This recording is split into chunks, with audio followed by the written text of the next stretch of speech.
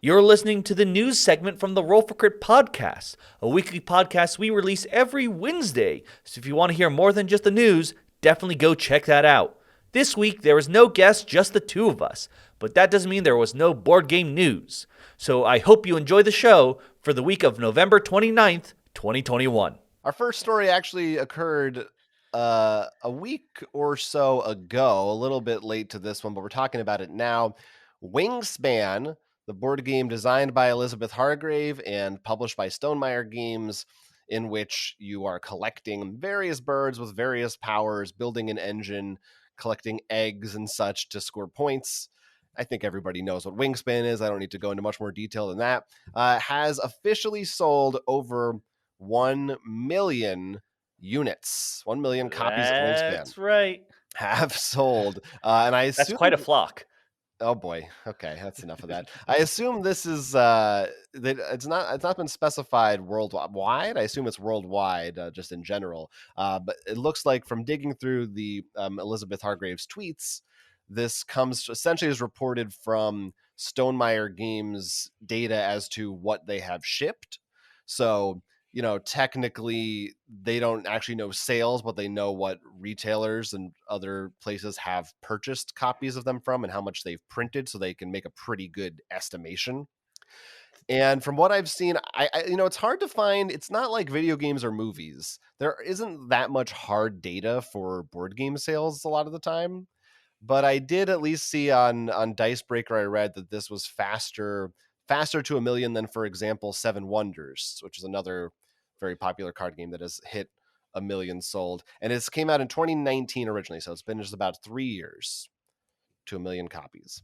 So Elizabeth Hargrave is now in the club, a very small club of game designers, I'm guessing, who can make a fairly comfortable living off of their game design career, and off of just one game, really. I mean, she has other games in the works and other games published, but clearly Wingspan is that would be enough. I think if you designed Wingspan, you're in a good place. You're not, I don't think you're Bill Gates, but you're like, if you sell 1 million copies of it, you're probably doing all right. But I mean, I don't know. What do you think about having sold 1 million units? I don't think it's too surprising, but it's also not something that I'm usually consciously thinking of. To me, I don't even really have a great concept, to be honest, of how many units of a board game is a success. I mean, it depends on the size and scope of the game, of course, but is 1 million rare? Is 500,000 also extremely good? To me, it is, but I think it all depends on your perspective. It's not something I know the data of. Like Gloomhaven wasn't that like 5 million, but if you assume like as a 80 to 100, that would be 500, like more probably 500,000 in Kickstarter sales. Yeah, I don't. Are you talking about dollars or Well, 5 games? million, but if you divide it by 5 the average million. blood level, Oh, I see. Yeah, five. It I'm made trying to $5 like, million yeah. dollars. But yeah, how many did it sell? Yeah, I'm not going to do that math right now. It'll be embarrassing. But like, I mean, it's a lot, and I'm really happy with it because I think Wingspan is. I love the game a lot. I think it tracks a lot of people. It's also, I don't feel it's going to be too aggressive for newcomers to play, even though I'd still consider it a reasonably like sized game. It's not like very. I wouldn't like consider it like a simple game that I never go back to. Mm-hmm. Yeah, I would call it like a pretty intermediate, like medium weight complexity game. Yeah, it has a lot to offer still. And I think it's going to attract a larger audience. And of course, as you said, small club, female designer, which I think makes up only like 5% currently. It's like something really makes, someone else did a report, and I'm blanking on the name. I feel terrible now, who did a whole report about this with covers, game designers and stuff. So it's nice to see Elizabeth being able to take such an important role. And it's one that she has been using for the benefit, I think, of the board game community. Yeah. Yeah, and I don't think when we first played Wingspan, it was like, yeah, this is a fun game. I never would have guessed that it would become. I mean, I think it's in terms of hobbyist board games, it's probably number one right now. Like, it's probably beat out Catan, maybe not Catan at this point, but I think it's pretty close. Like, I think for a lot of people, when they think of a board game besides Monopoly and Scrabble, I think Wingspan has become the game. I'm perfectly happy with that. I Yeah, would love for you people to be like, "Oh, fun cards and cute illustrations."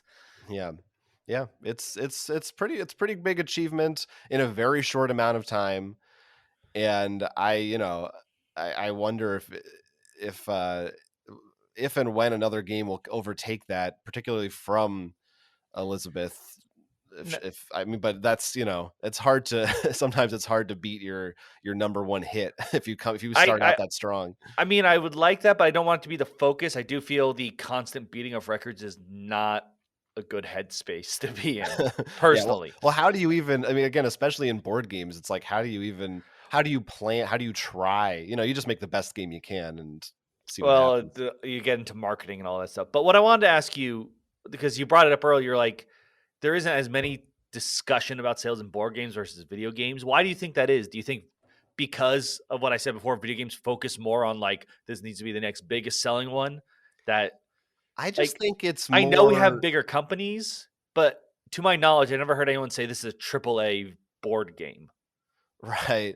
Yeah, I mean, for whatever reason, I think part of it is because video games, I think, are much more quantifiable because they're digital, they're data, and it's I feel like it's easier to track, how many people went into the working of this game and how long did it take and how much graphics do it have how much code did it require.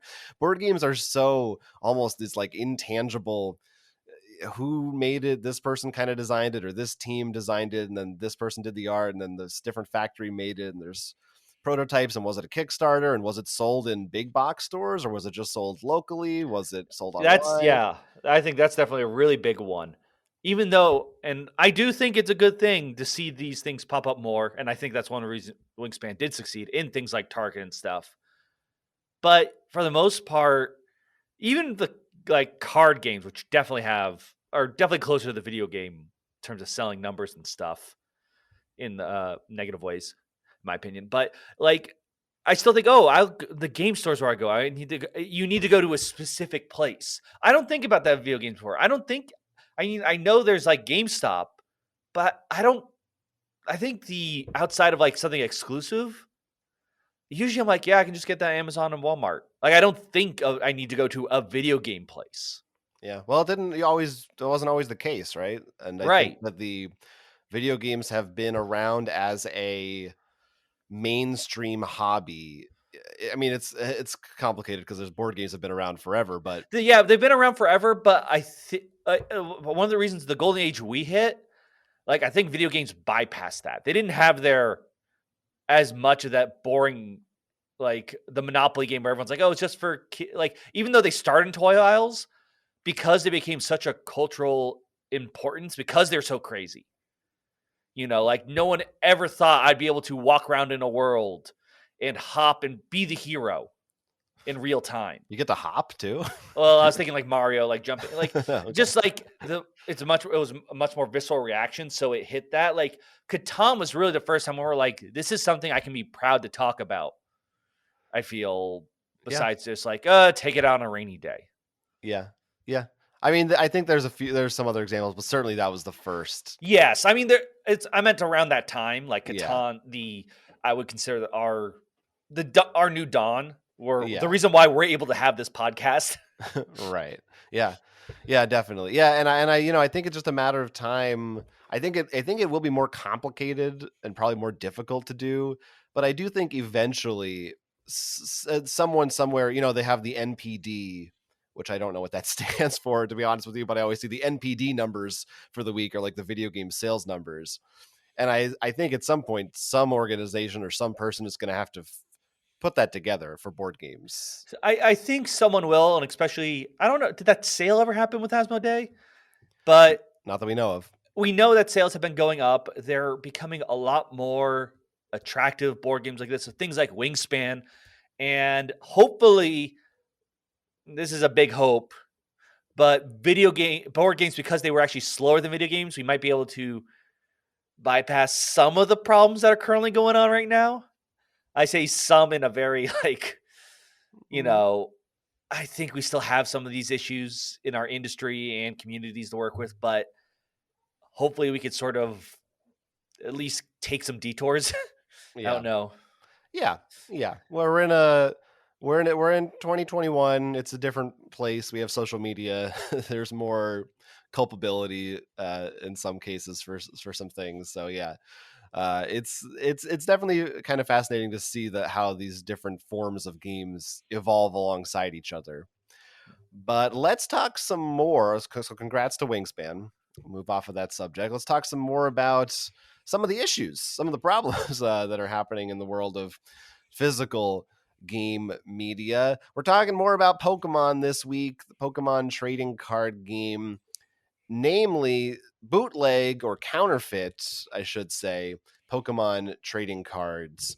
There was a large portion of Pokemon trading card games, non official counterfeit cards that were, in fact, it was 7.6 tons, were intercepted and seized at a Shanghai airport last week, which, according to them, is one of the biggest hauls of counterfeit materials in recent years. I can't imagine.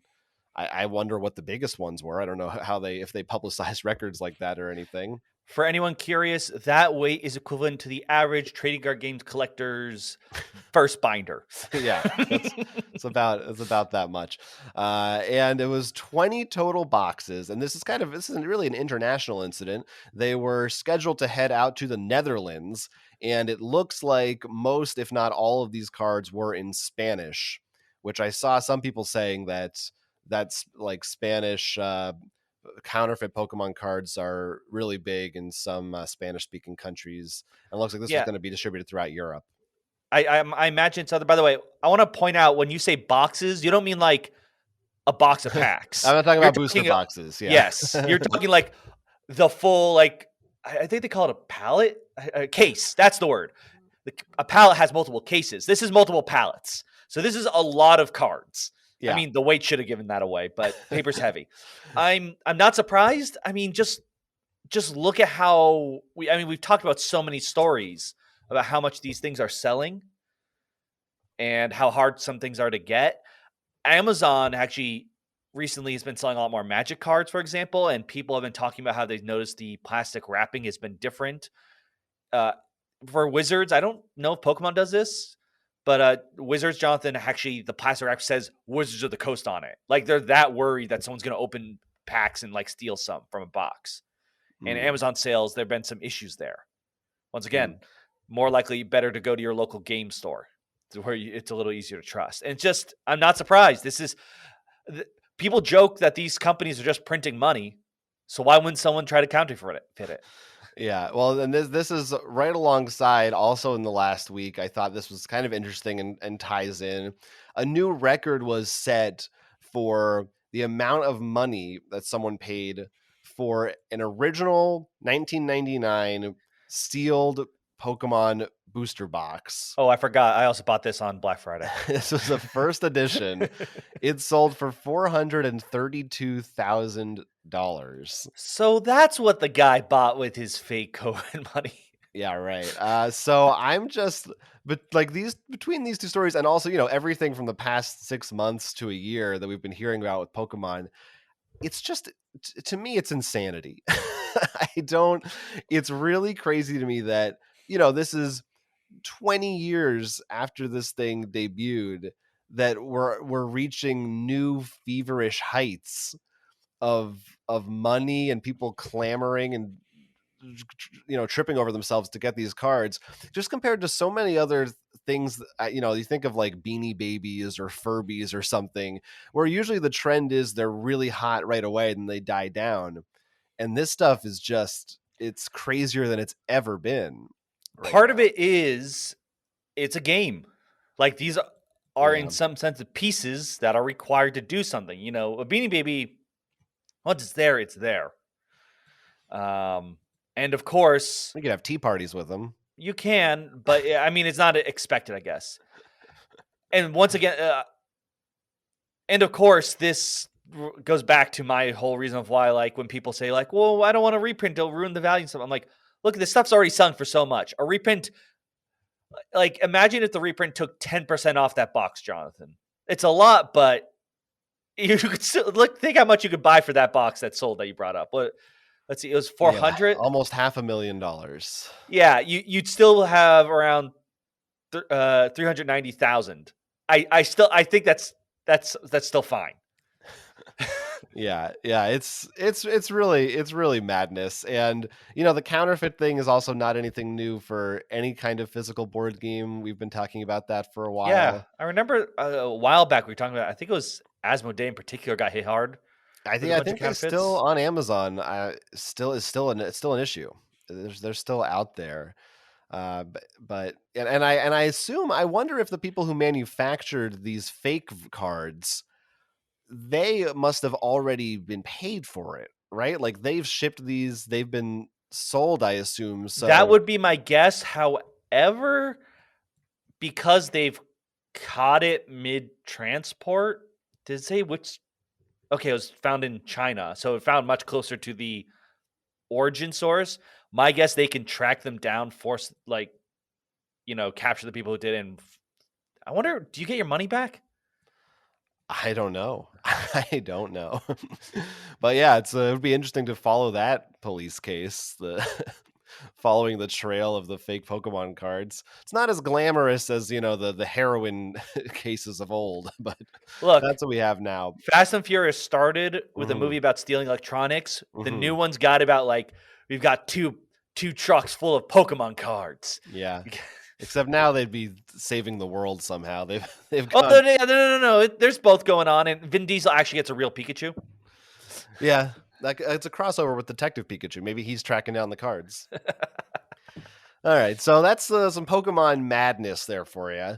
Let's talk about a couple of new games that are coming out or announced recently. First, there's a new one from Blacklist Games, Mega Man Adventures. They've got a new game based on the Mega Man video game series, talking about video games and bringing these two worlds together. Now, there's a Mega Man game from Jasco Games, and Right, and there that are had others. painted minis in it, if I recall, right? That sounds correct. I think maybe it was a Kickstarter thing. This new one, Mega Man Adventures, sees you working together cooperatively. You are rolling dice, and you're playing as different characters from the Mega Man franchise. And you're trying to overcome challenges, which essentially are, there are spots on an enemy card that you need to cover up with certain die symbols. So you're trying to roll them in order to do that. You're also going to have cards that you can use to manipulate the dice and to support your teammates. So you can play those cards to help each other. And it's going to have, of course, the whole Mega Man thing of beating a boss and getting some kind of an enemy, and the bosses or sorry, a weapon, not an enemy, and the bosses are going to be weak to certain types of weapons, so you can work through that. You'll also be able to play this solo, or as a standalone game, or even as an ongoing campaign. So it looks like it covers Mega Man's 1 through 3. It's just the NES titles. So, oh wait, no, there's like 5 or 6 run NES. Anyway, the first 3 Mega Man games.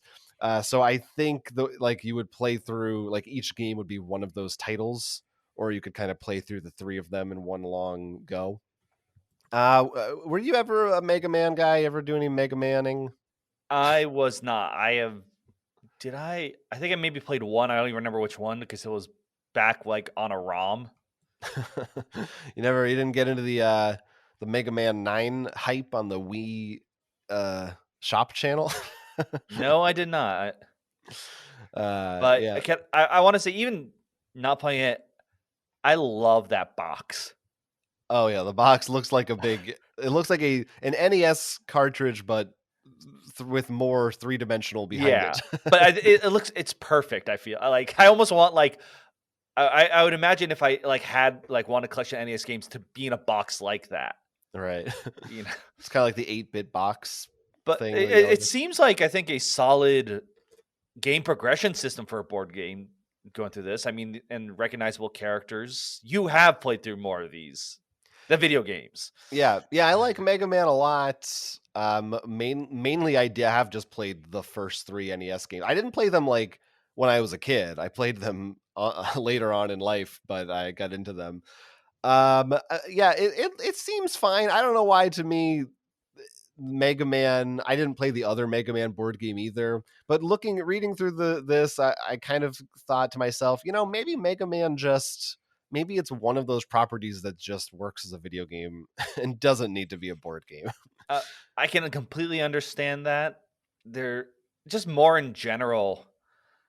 I've just been like, whether something gets adapted from one media to another, and I'm like, this just what isn't as good as the original. Yeah, Sometimes especially there's something that with is. Mega Man 2 is just, it's so much about I mean, all the game is your reaction time and your movement. And you try to mimic those things in the board game, but it's just not the same thing. Not that you can't. I mean, you can make a good game with any theme, I think, but it's not one that I'm like, oh yeah, I'm so excited for it. But maybe it will surprise me. I don't know. They are definitely appealing to the nostalgia, which I feel like the other Mega Man game also did. So I also kind of feel like it'd be cool for somebody to do a Mega Man game that's not just super retro looking, because Mega Man has like so many different incarnations. Oh yeah, there's like the. I think there's like an X one. There's Then an there's like X. there's the TV show I remember watching like an episode of as a kid. Like that was Saturday morning. I think they made games for. There's a Legends. Hmm. Yeah, there's a lot going on. But anyway, that is up for pre-order right now from Blacklist Games for $40. So it's like that's pretty reasonable. It's a reasonably priced game. That's within I think the solid, especially if because this is Mega Man, you're more likely to get people who maybe aren't like, oh, I know all these board games. We probably, if for our own purchase, if we see a game like Descent price, we're like, okay, we get that. I think that would make some people like, why would you pay that much for cardboard? Right. Yeah, it seems reasonable. It's probably less than the cost of one Mega Man game when it came out in front of the NES. And estimated to come out sometime like in spring of next year. By the way, Blacklist Games also has a Contra board game which has the same style of packaging. So you could get a collection of giant NES games on your shelf that you rifle through those, and it's a lot harder than just a regular NES cartridge.